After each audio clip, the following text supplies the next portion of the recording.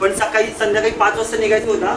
सगळेजण बोलतो आमची तयारी झाली, पण आमची ऑलरेडी तयारी होऊन बॅग बिग सगळं रेडी आहे. पण बाकीच्या लोकांचं काहीच झालं नाही. बाकीच्या लोकांचं म्हणजे नेहाचं, पूजाचं, हे दोघंच आहे. आम्ही ते आमचं सगळं डन झालं आहे, रेडी झालो आहे. आम्ही बॅग बिग पॅक केलं आहे. आता आम्ही थोड्या वेळात निघू. 5चा टाईम दिलेला, पण अजून कोणच यायला तयार नाही.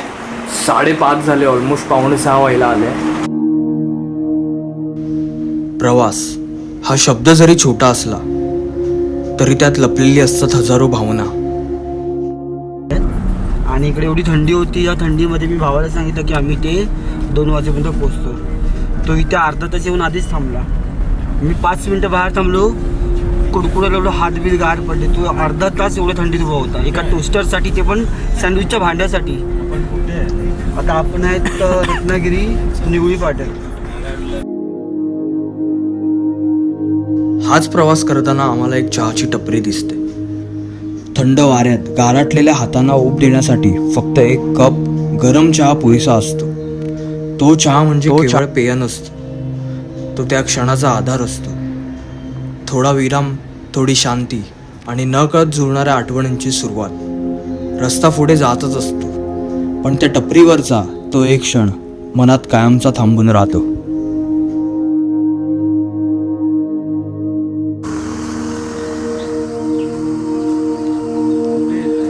मग ते सांग, पूजाचं सगळं पकडतोय? दाखव एकदा झूम कर. हा, मी हे दाखवतो आता. हे आणि हे दाखव. ठीक आहे.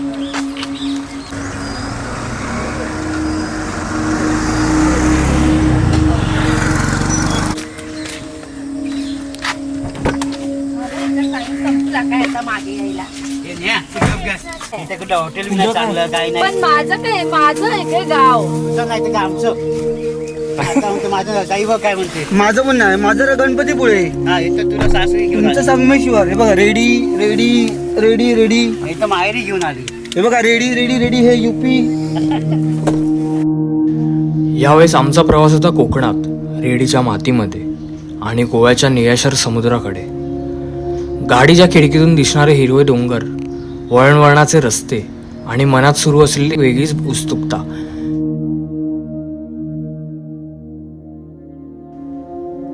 रेडीला जात असताना रस्त्यात अचानक जागा दिसली आणि पावलं आपोआप थांबली.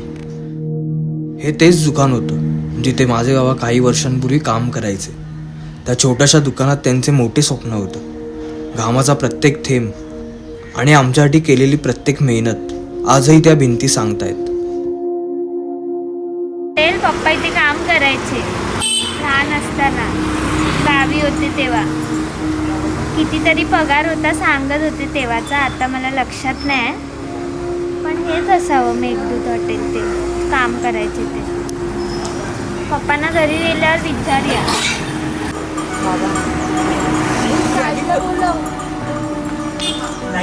भजीमध्ये आणून सगळे छोटे छोटे बजेट. आणि किती रुपयाची आहे भजी? 25 रुपयाची भजी. पण या 25 रुपयाच्या भजीमध्ये ना कांदा आणि बेसन जास्त आहे याच्यामध्ये, त्याच्यामुळे याची टेस्ट चांगली होते.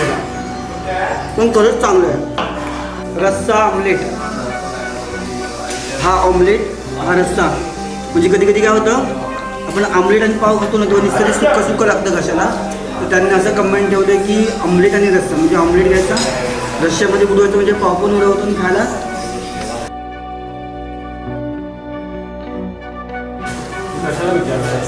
भावाचा सीन असा होता की भावाला चिकन खायचं नव्हतं आणि खाल्ल्यानंतर कळलं की हा रस्सा जो आहे जो खोबऱ्याचा नसून चिकनचा होता. मला आधी सांगितलं गेलं की हा खोबऱ्याचा रस्सा आहे आणि 1 वर्ष चिकन खाणार नाही, हे सगळ्यांना माहिती आहे. आणि सगळं खाऊन जायचं तर सगळं संपल्याच्या नंतर मी विचारलं, हाच बोलतो दलिंदर की खोबऱ्याचा आहे रस्सा. म्हणून मी विचारलं रस्सा कसला आहे, टेस्टी आहे. 2 वर्षानंतर आता आपण गावी येतो. 2 वर्षानंतर तुमच्या आधीचं बघितलं करतो आणि आत्ता जे बघणार आहे घर त्याच्यामध्ये काय बोलायचं, तेच घर चांगलं होतं. पण आता ठीक आहे, आता बांधलंय नवीन घर, मोठं घर बांधलंय, सगळे झोपू एकत्र. 13 तास गाडी झोपून आली. ए चिटर आपल्याला आपल्या कपड्यांची बॅग द्या, काकांची बॅग द्या, यांची बॅग द्या. हे बाकीचं ठेवा सगळं. ही कोणाची बॅग आहे? ते पण नका काढू. दमलो दामाला पण चमट पडली. भाऊ इकडे येऊन हेच करायचंय मला. माझ्या तिथे लाडणार चालणार. मी रेडी लागलो. सासरवाडी झालो काका. आता इथे काका सांगतात रेडीचा नाही तू. मी नाही तर रेडी जाते. इथे माल पण खायचा आहे. बाकीचे झोपलेत, पागल.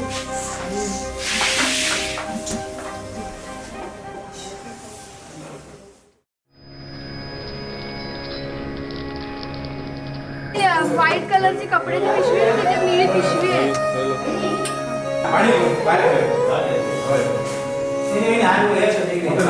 कारण हा फक्त फिरायला जाण्याचा प्रवास नव्हता, हा होता नव्या घराच्या शुभारंभाचा, श्री सत्यनारायणच्या पवित्र पूजेचा.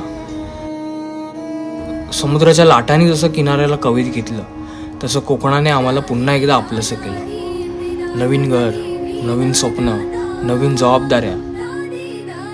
घर म्हणजे चार भिंती नव्हे, घर म्हणजे आईचा विश्वास, वडिलांचं आयुष्यभराचं कष्टाचं सोनं आणि कुटुंब एकत्र असण्याची ताकद. पूजेच्या प्रत्येक मंत्रात एक शांतता होती, प्रत्येक आरतीत एक समाधान होतं आणि प्रत्येक नमस्कारात देवप्रती कृतज्ञता. त्या क्षणी जाणवलं आशीर्वाद म्हणजे नेमकं काय असतं.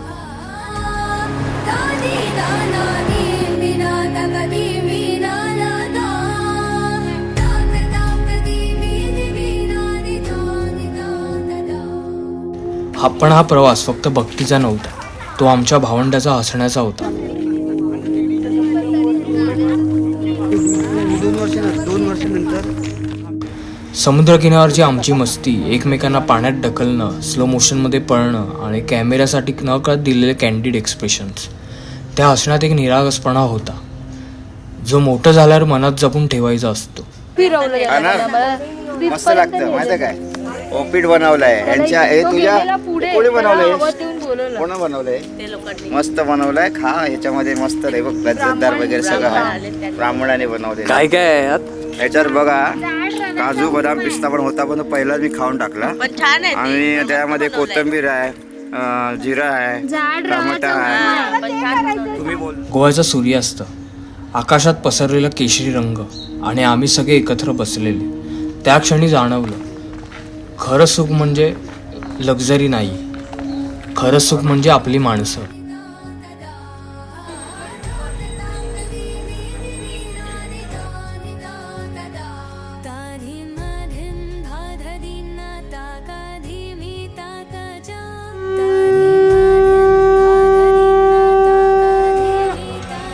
नवीन घरात पहिल्यांदाच पाऊल टाकताना मनात थोडी धडधडत होती, पण त्याहून जास्त होता विश्वास, देवाच्या कृपेवरचा विश्वास आणि एकत्र राहण्याच्या शक्तीवरचा विश्वास. समुद्र असा दररोज नवीन लाटा घेऊन येतो, तसंच आयुष्यही नवीन संधी घेऊन येतं. या घरातून सुरू होतो आमच्या आयुष्याचा नवा अध्याय, स्वप्नांचा, मेहनतीचा आणि प्रेमाचा.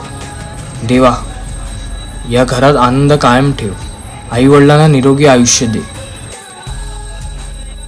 आमच्या भावंडामध्ये नेहमी एकता ठेव आणि या घरात कधीही हसू कमी देऊ नकोस.